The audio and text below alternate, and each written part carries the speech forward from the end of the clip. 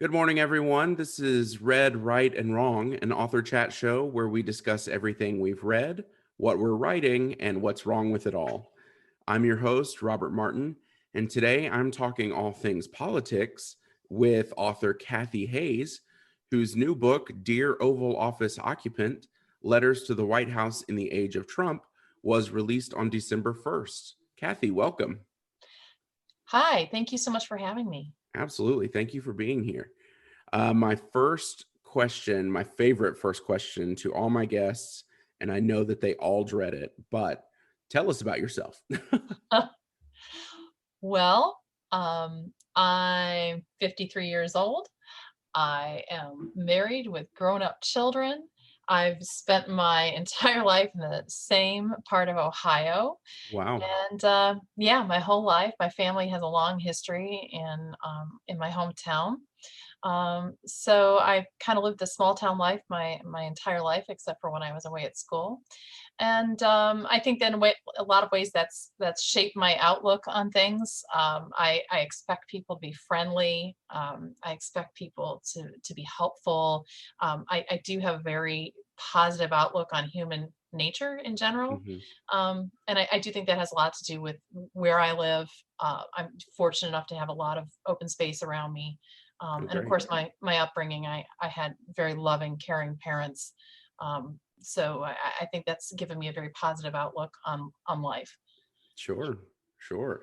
Now, I I noticed, and I only bring this up because our conversation is going to be about politics today and political books.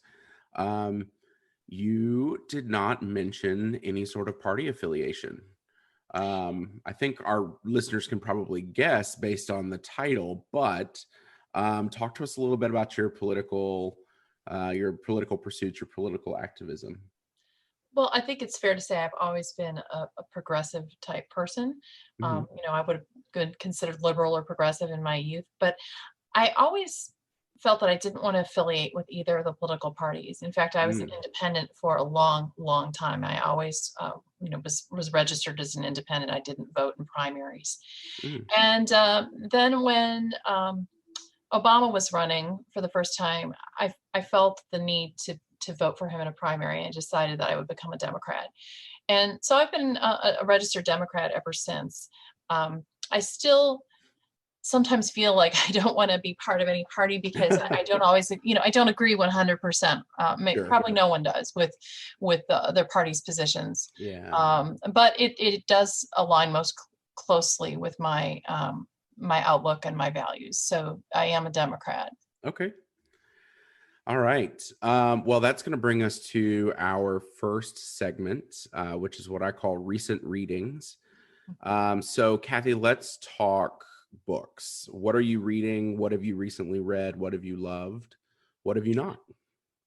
So I just recently finished reading How to Be an Anti-Racist by Ibram Mm, Kendi, hmm. and I have to read it again soon because I just there was so much to absorb, and I love how his basic premise of the book really shifts my thinking.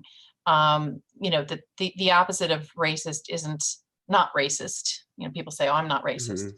The opposite of racist is anti-racist, which uh, implies a lot of action. There's action there that you have to be actively against racism. That's the opposite of racist.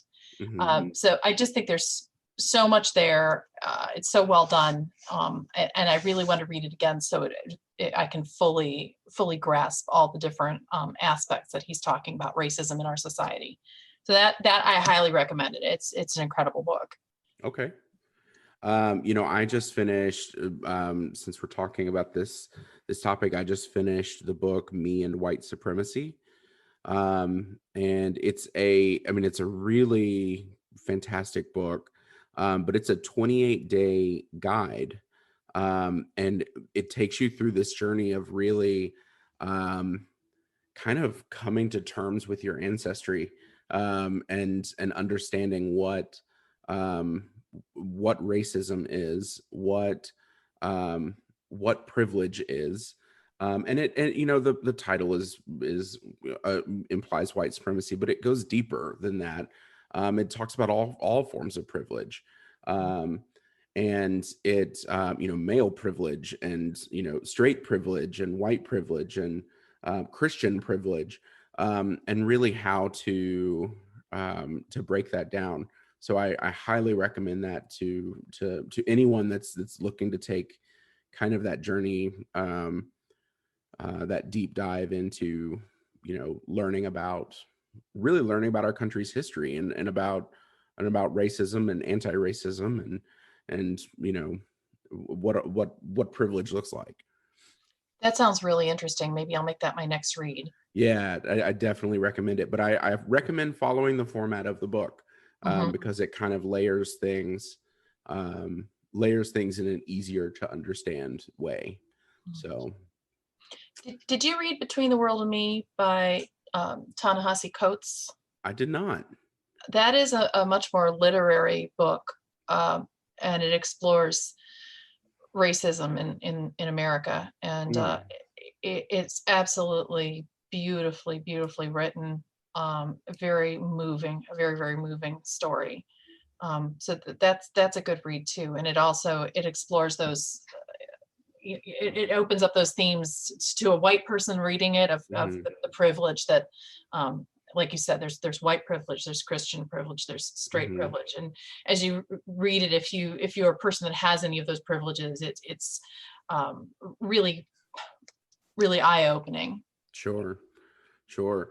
And something that's been so interesting to me, or for me personally, is um, you know, I, I've really worked on identifying my privilege, um, excuse me, and trying to figure out what that means, um, because I fall into minority category, into a minority category with being an out and proud gay male, but I face a lot of discrimination, because of that.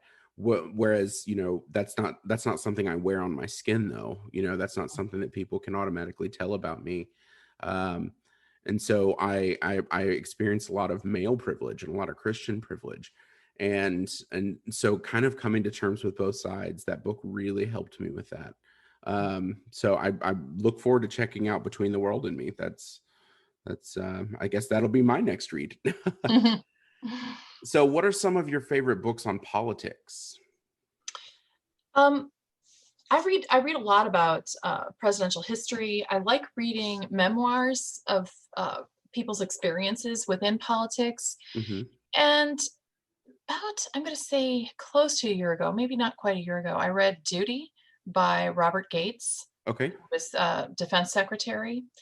And I don't know that you'd call that exactly a political book, except that he was in the thick of it, Sure. in you know in the administration. He served, well, he served six presidents, Hmm. but then he was spent about 5 years as Secretary of Defense, and it's kind of a slog. I mean, it is a big, thick book, but the details are so fascinating. And what I found really useful about this book was that it shows how things are supposed to function at the federal level. Mhm.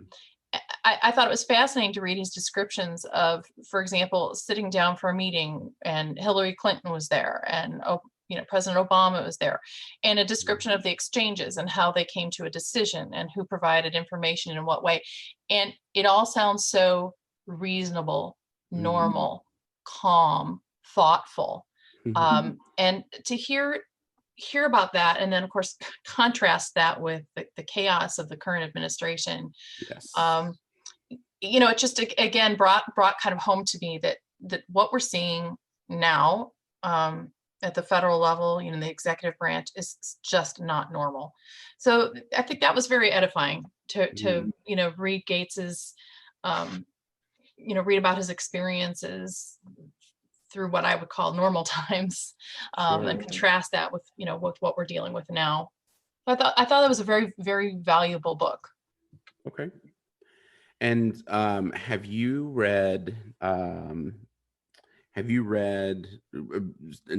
kind of just transitioning to a little bit about your book, You know, you um, your book focuses on these letters to the White House. Have you read Hillary Clinton's book, What Happened?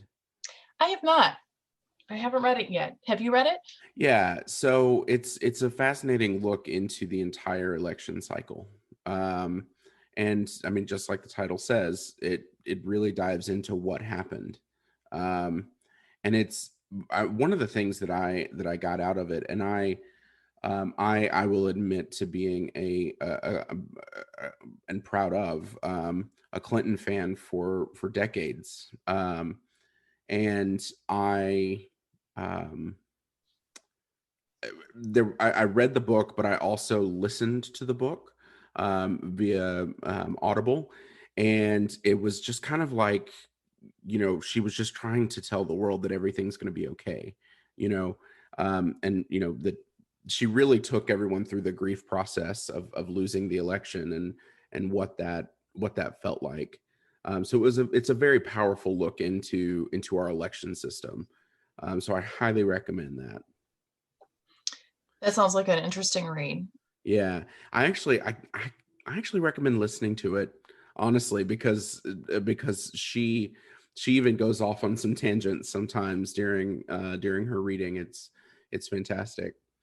Um, so what about underrated books? Any underrated politics books, biographies, anything that a politics fan might find interesting?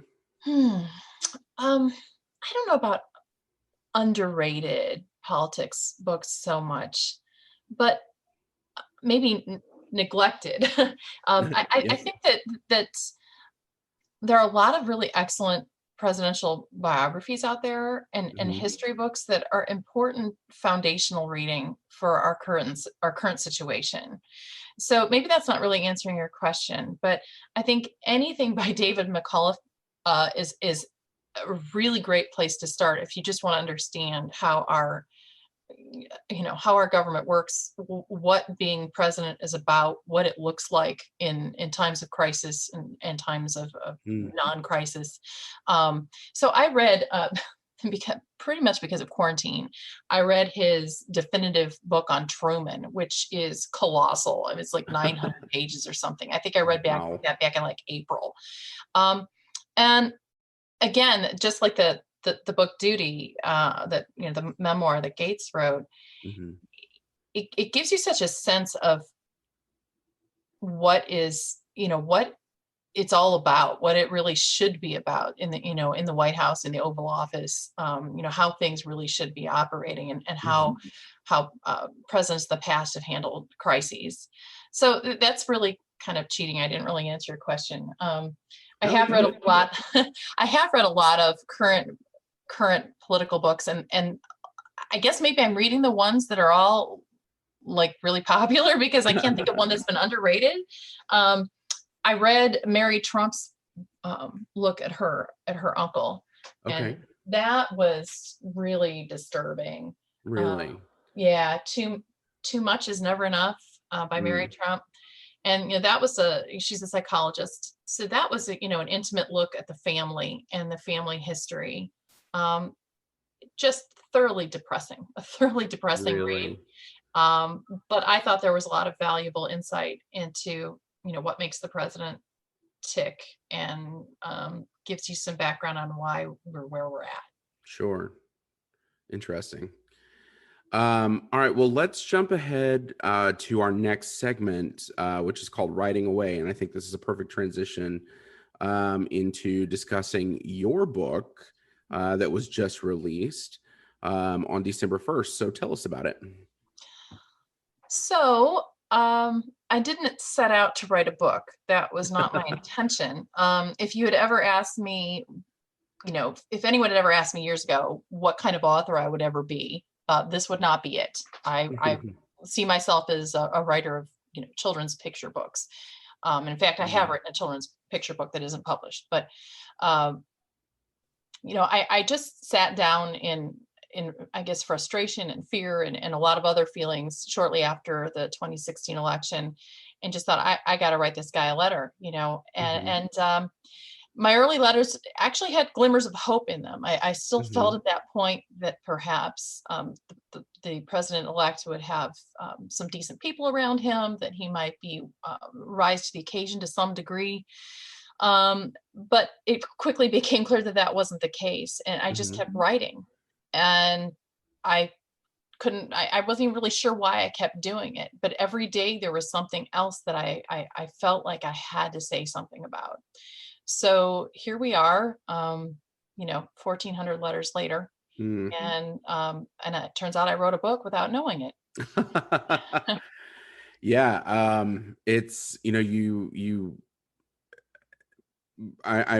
one thing I read in your book was that your letters actually started. Your book starts at inauguration day, but your letters started beforehand, like before inauguration. But I think my favorite letter in your book is that first letter. That because it I think it so perfectly sums up what we all wanted, and I think it so perfectly sums up what we were all hoping for.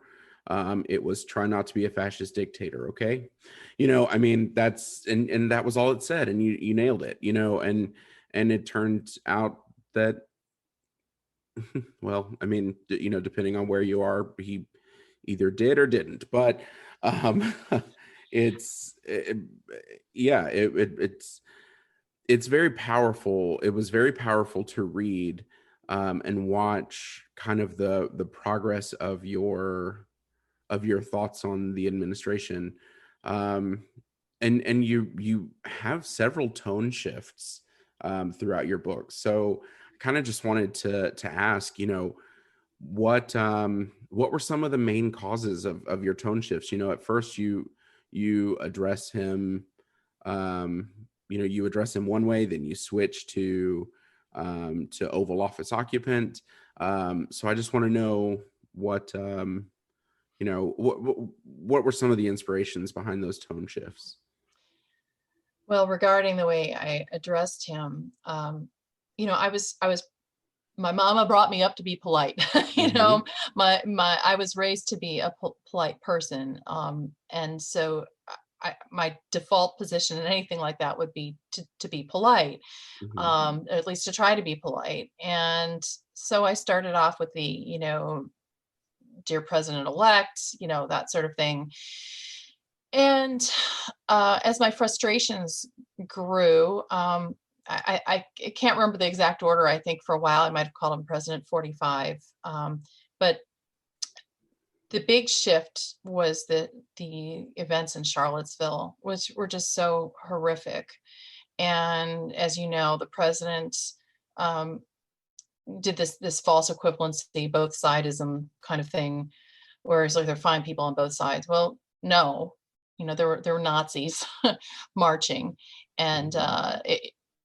it was very plain that he didn't want to come out unequivocally right at the beginning, as he should have, to say this is wrong. And I just gave up. Like, I just thought, this is it. I'm not going to be respectful anymore, because he does not deserve my respect. And Sure. that's when I shifted to the Oval Office Occupant form of addressing him. Hmm. And at that point, I thought, you know what, I'm not calling you by name anymore. And I tried really hard to avoid using his name in the body of the letters as well. Although I think maybe it crept in a couple times when I had to refer to something in particular. Sure. Now let's talk about some of your inspirations, specifically for your activism. You mention in your book, in the introduction, your mom, and the day that you were both holding signs.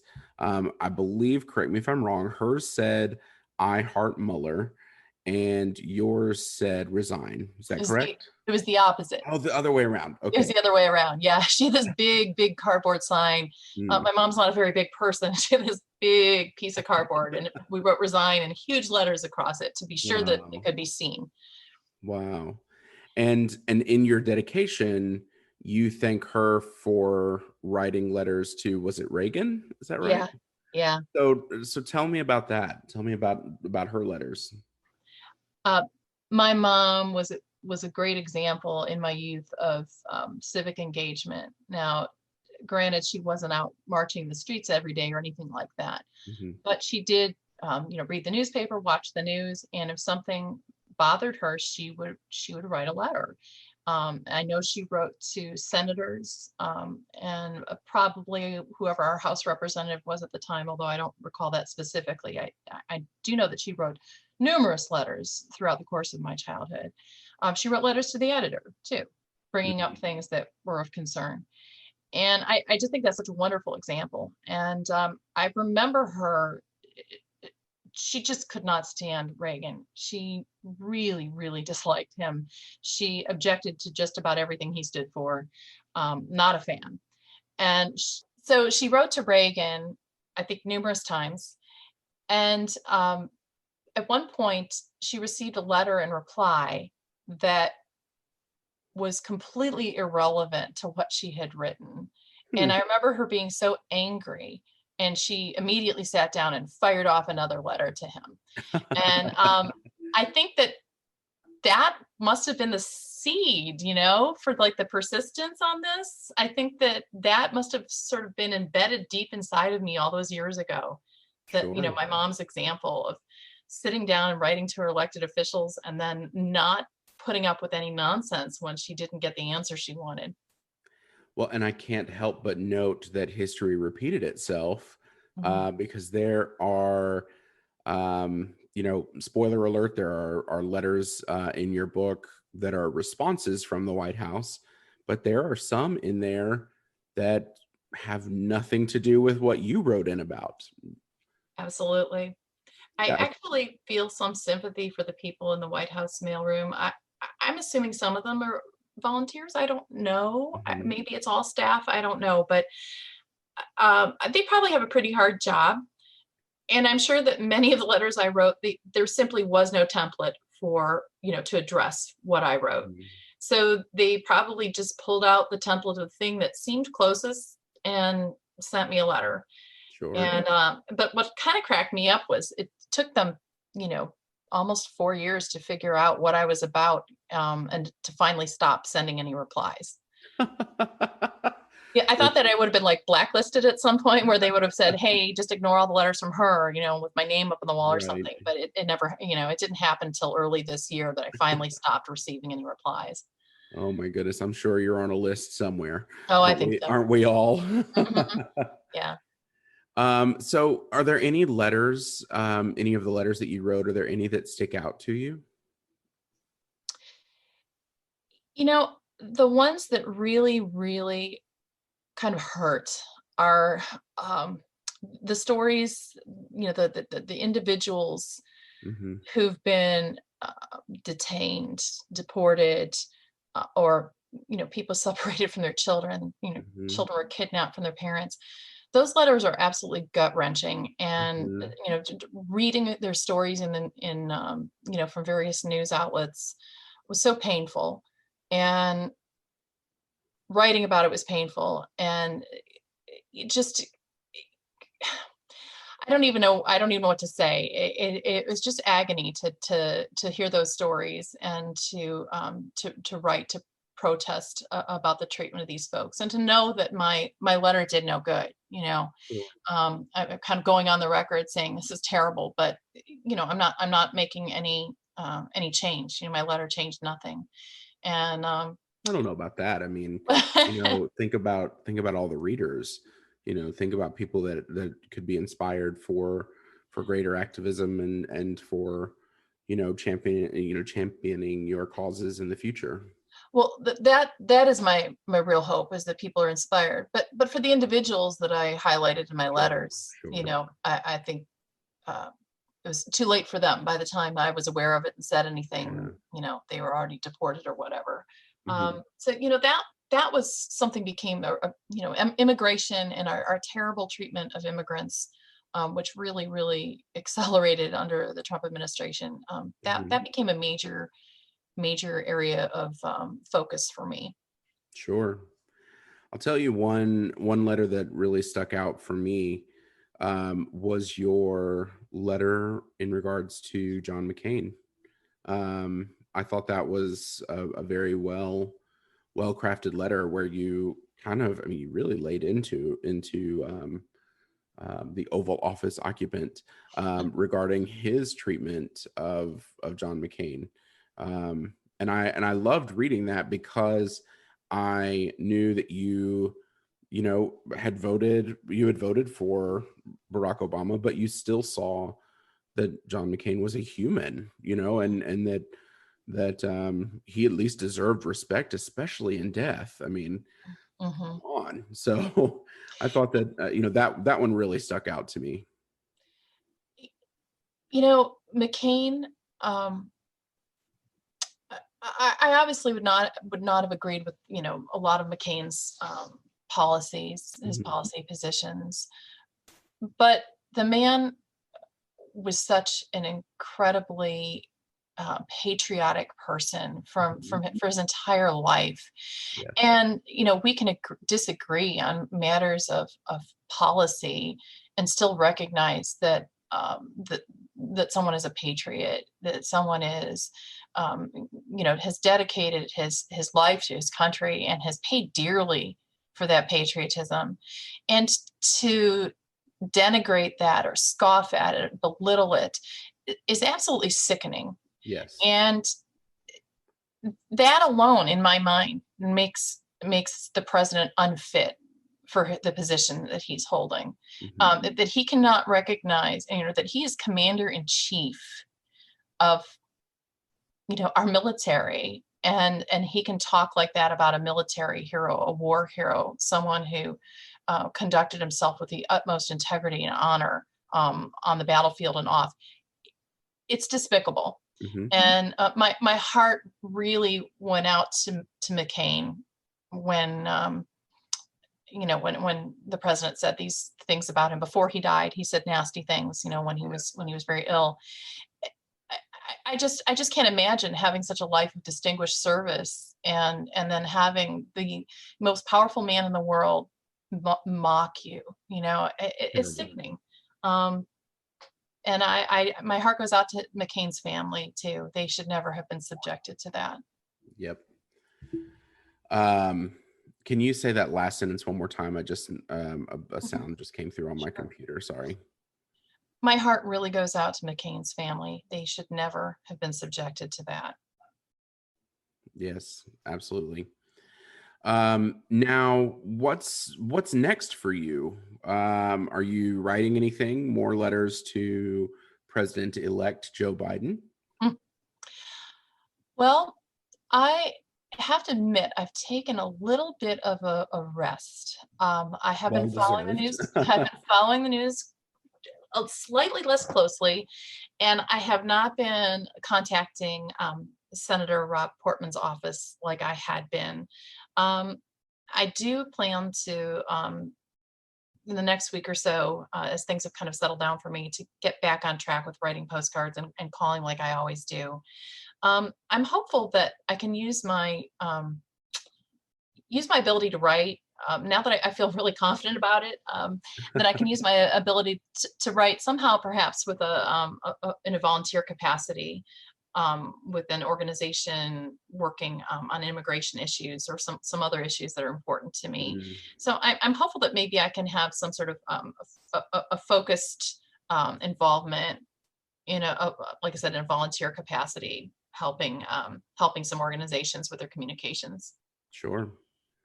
Fantastic.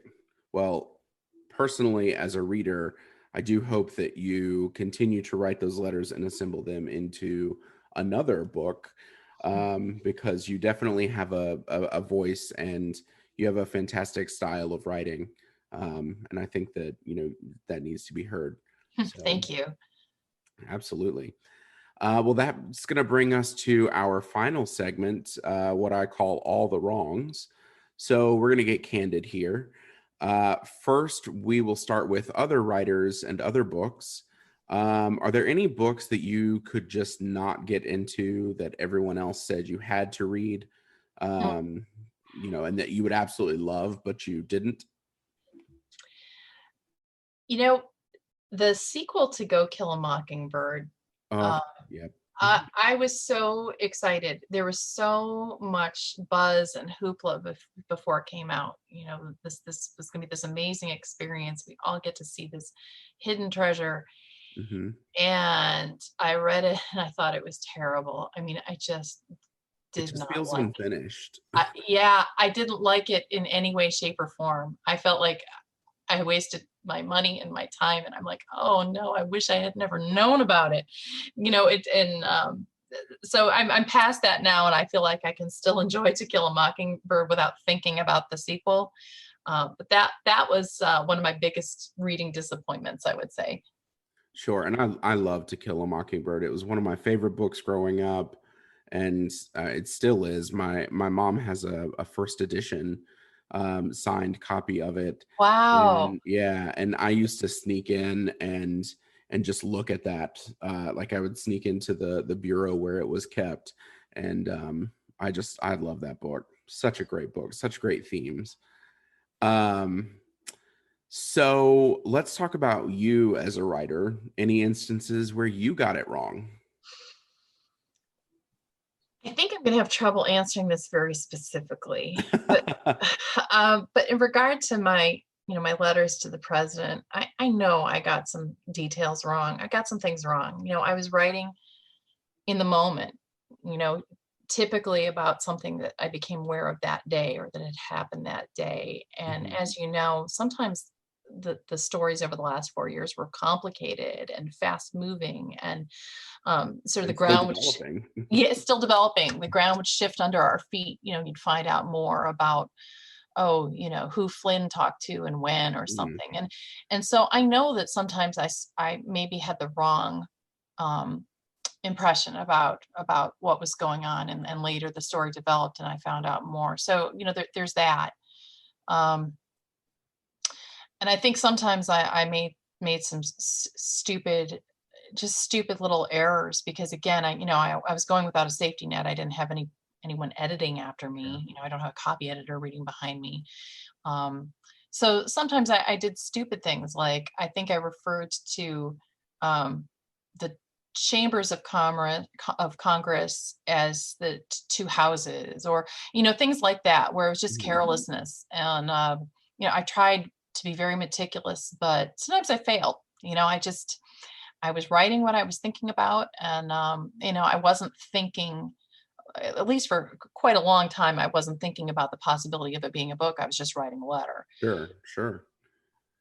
Now, really quickly, I want to talk about that because I think I read you you usually sat down to write your letters in the evening after dinner. Is that correct? Correct. Yeah.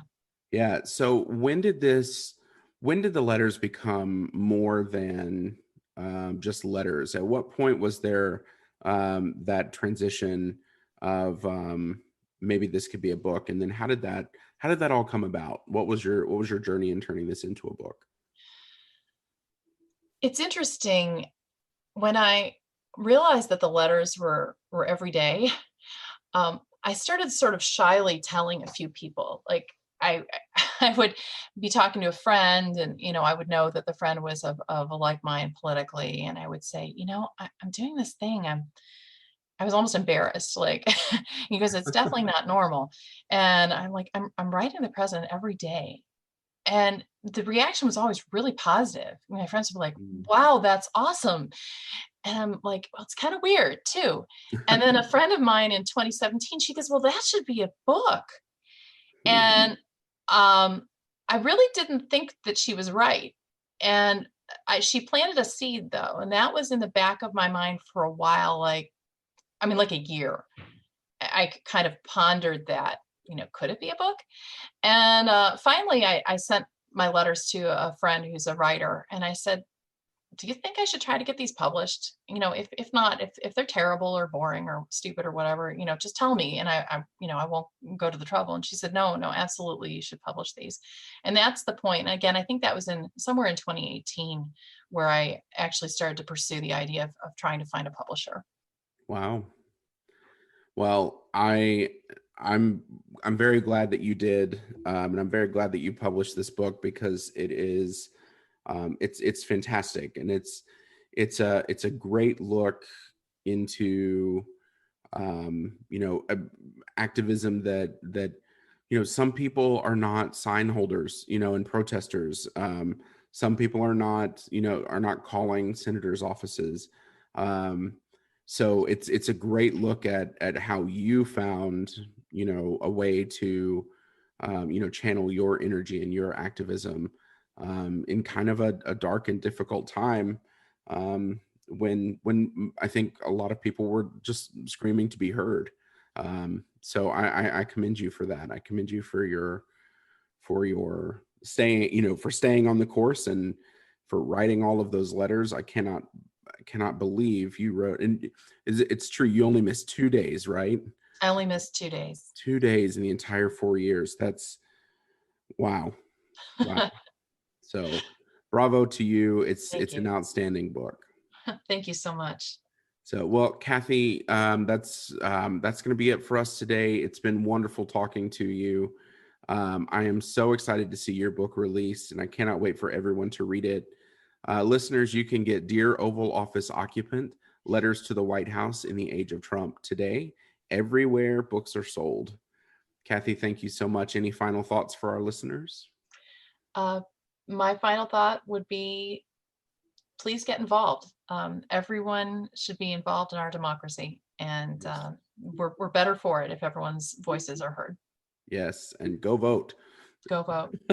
Wear a mask. Wear a mask. Exactly. Yeah. Thank you so much for having me. Thank you. And thank you all for listening. I'm Robert Martin, and this is Read, Right, and Wrong.